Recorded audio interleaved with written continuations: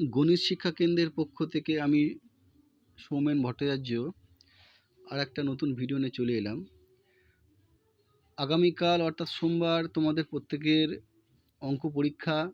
এই পরীক্ষায় কিছু আমি উপপাদ্য বলছি যেগুলো আমার কাছে ইম্পর্টেন্ট মনে হয়েছে, তোমরা এগুলো করে রাখতে পারো। আশা করছি এর মধ্যে থেকে তোমরা দুটো পেয়ে যাবে। তাহলে আমার প্রথম চয়েস এই উপপাদ্য 48। দেখো স্ক্রিনে দেখতে পাচ্ছ উপপাদ্য 48।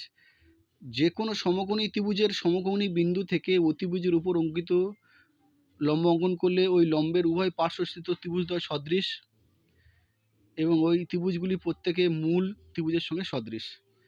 এটা খুব ইম্পর্টেন্ট উপপাদ্য। এই উপপাদ্যটি অঙ্কের বইয়ে পেজ নাম্বার 255। এটা ফার্স্ট চয়েস রাখতে পারো। সেকেন্ড চয়েস হিসেবে রাখতে পারো, সেকেন্ড চয়েস হিসাবে তোমাদের থাকবে উপপাদ্য 50, পেজ নাম্বার 286। এটা পিথাগোরাসের উপপাদ্যের বিপরীত উপপাদ্য। ভালো করে দেখে নাও, এটা সেকেন্ড চয়েস। থার্ড চয়েস তোমাদের হবে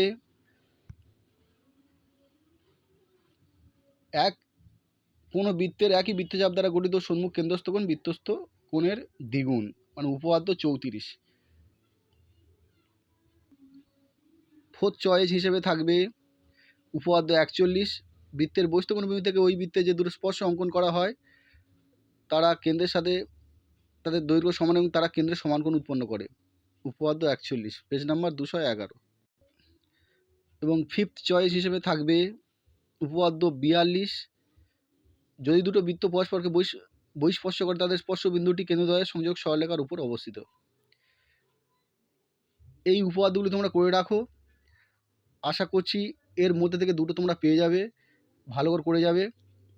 এর পরের ভিডিওতে আমি প্রয়োগ বলে দেব, কয়েকটা প্রয়োগ বলে দেবো, তার মধ্যে থেকে আশা করছি আসবে। তাহলে ভালো করে দেখে নাও আর ফলো করে নাও।